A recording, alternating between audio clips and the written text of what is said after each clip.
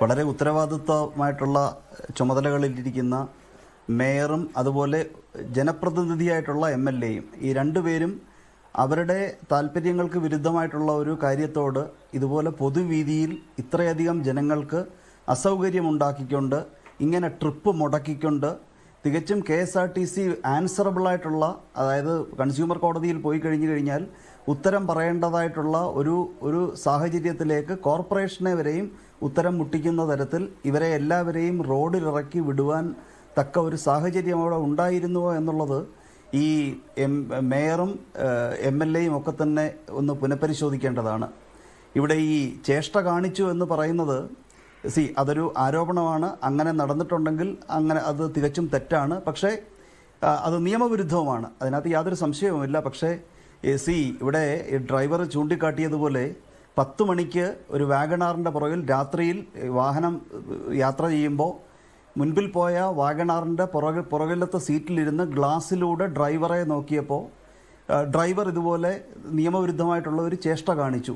ഇപ്പോൾ ഈ കുറ്റാക്കുറ്റിരുട്ടത്ത് കണ്ണിറുക്കി കാണിച്ചു എന്ന് പറയുന്നത് പോലെ എങ്ങനെയാണ് അവിടെ ഒരു വ്യക്തി ഈ ഗ്ലാസ്സിനപ്പുറത്ത് ഇരിക്കുന്നോ എന്ന് ഇത്ര ഭീമാകാരമായിട്ടുള്ളൊരു വാഹനം ഓടിച്ചുകൊണ്ടിരിക്കുന്ന അല്ലെങ്കിൽ മൂവ് ചെയ്തുകൊണ്ടിരിക്കുന്ന ഒരു വാഹനം നിയന്ത്രിക്കുന്ന ഡ്രൈവർക്ക് കാണാൻ കഴിയുക?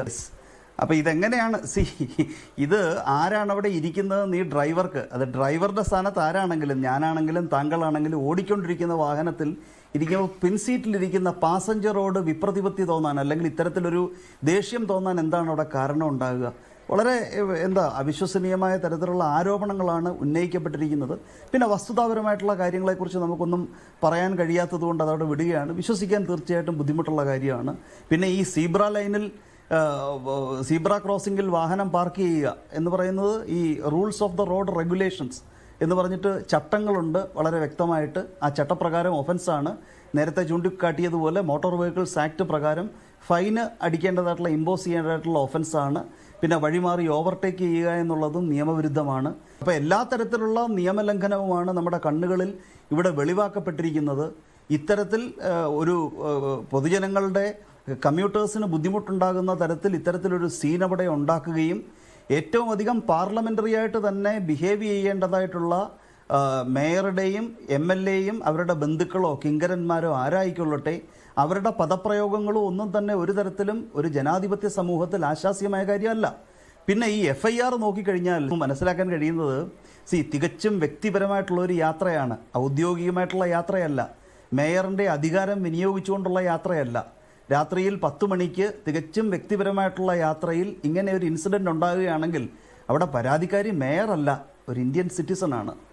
അവരുടെ പേരും അവരുടെ അഡ്രസ്സുമാണ് അവിടെ രേഖപ്പെടുത്തേണ്ടത്. പക്ഷേ ഈ FIRൽ രേഖപ്പെടുത്തിയിരിക്കുന്നത് മേയർ തിരുവനന്തപുരം എന്നുള്ളതാണ്. അതുകൊണ്ട് തന്നെയാണ് പോലീസുകാർ അവിടെ ആ നിഷ്പക്ഷത കാണിക്കുന്നതിൽ പരാജയപ്പെട്ടത്.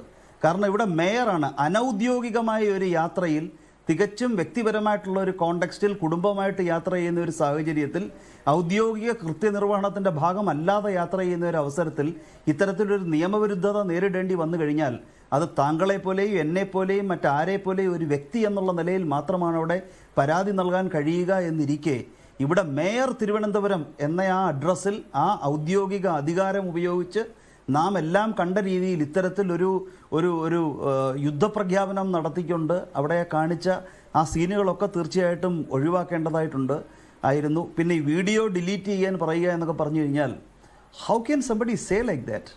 എങ്ങനെ പറയാൻ കഴിയുക? ഇതുപോലെ ഒരു പൊതുനിരത്തിൽ ഇതുപോലെ ഒരു ആക്രോശം നടക്കുന്ന സമയത്ത് പോലീസുകാർ വരെയും ഇങ്ങനെ റെക്കോർഡ് ചെയ്യുന്നില്ലേ? അവരുടെ ഭാഗത്ത് എന്തെങ്കിലും എവിഡൻസ് വേണ്ടേ അവരുടെ ഭാഗം ന്യായീകരിക്കുവാൻ വേണ്ടി? ആ വീഡിയോ ഡിലീറ്റ് ചെയ്യാൻ എന്ത് അധികാരത്തിൻ്റെ പുറത്താണ് പറഞ്ഞത്?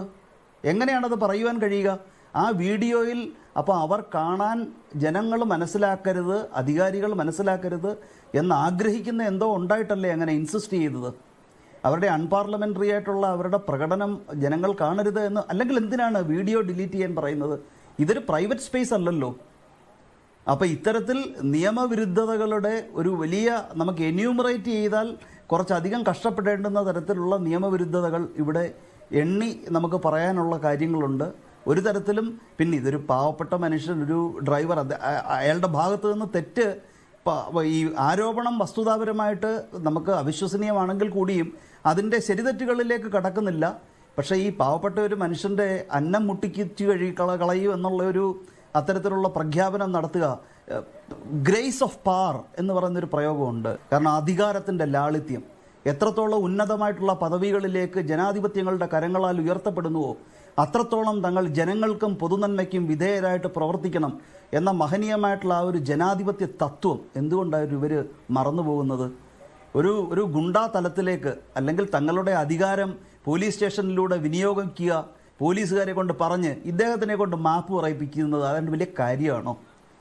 അല്ലെങ്കിൽ മേയർ, നഗരപിതാവ് അല്ലെങ്കിൽ മാതാവ് എന്ന് പറഞ്ഞ് വലിയൊരു പദവിയിലിരിക്കുന്ന വ്യക്തി തൻ്റെ ഔദ്യോഗിക അധികാരം ഉപയോഗിച്ചുകൊണ്ട് ആ പേരിൽ കൊടുത്തിരിക്കുന്ന പരാതിയുടെ ഭാഗമായി ഈ ഒരു ഇങ്ങനെ ഒരു മനുഷ്യനെ, ഒരു പാവപ്പെട്ട ഡെയിലി വേജസിന് കുടുംബം ഓടിക്കുവാൻ കഷ്ടപ്പെടുന്ന ഒരാളുടെ അന്നം മുടക്കുമെന്ന് ഭീഷണിപ്പെടുത്തുന്നതിലൂടെ പ്രകടമാക്കാൻ റാഷ് ഡ്രൈവിംഗ്, ഒരു രാവിലെ മുതൽ വൈകുന്നേരം വരെ വാഹനം ഓടിക്കുന്ന ഒരു ഡ്രൈവറിനെ സംബന്ധിച്ചിടത്തോളം, ഇതുപോലെ വലിയ വാഹനങ്ങൾ ഓടിക്കുന്ന ഡ്രൈവറിനെ സംബന്ധിച്ചിടത്തോളം തൊഴിലിൻ്റെ ഭാഗമായിട്ട് 1-2 കേസുകളൊക്കെ വരാനുള്ള സാധ്യത തള്ളിക്കളയാനൊക്കെ ഇല്ല. അതൊന്നും തന്നെ ഇതൊക്കെ ആരോപണങ്ങളായി നിലനിൽക്കുന്നിടത്തോളം കാലം അത് അദ്ദേഹത്തിൻ്റെ ക്രിമിനൽ ലയബിലിറ്റി അല്ലെ ക്രിമിനാലിറ്റി ഫാസ്റ്റൺ ചെയ്യുന്നില്ല. അല്ല, ശമ്പളം തന്നിട്ട് സംസാരിക്കാൻ ഒരു പ്രതികരണം നടത്തുന്നുണ്ട്.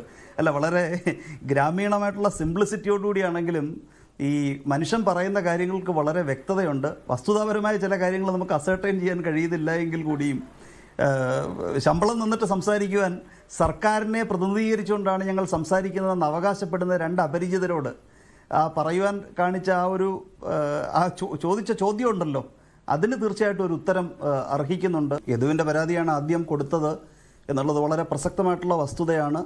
വാലിഡ് ആയിട്ടുള്ള ഗ്രൗണ്ട്സുമാണ് അവിടെ റൈസ് ചെയ്തിരിക്കുന്നത്. അപ്പോൾ കോടതിയെ സമീപിക്കാൻ കഴിയുന്നതാണ്, കേസ് എടുപ്പിക്കുവാനും കഴിയുന്നതാണ്.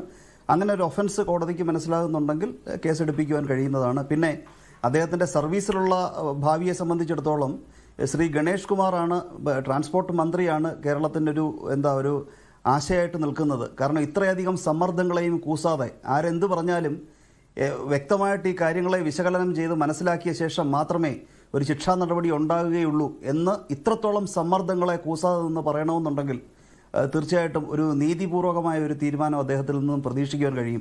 ഒരു കാര്യം എത്ര ആലോചിച്ചിട്ടും മനസ്സിലാവുന്നില്ല, എല്ലാ പാർട്ടികളിലും പെട്ട ഈ പാസഞ്ചേഴ്സ് എന്തുകൊണ്ടാണ് എല്ലാവരും ഇദ്ദേഹത്തെ മാത്രം സപ്പോർട്ട് ചെയ്തത്?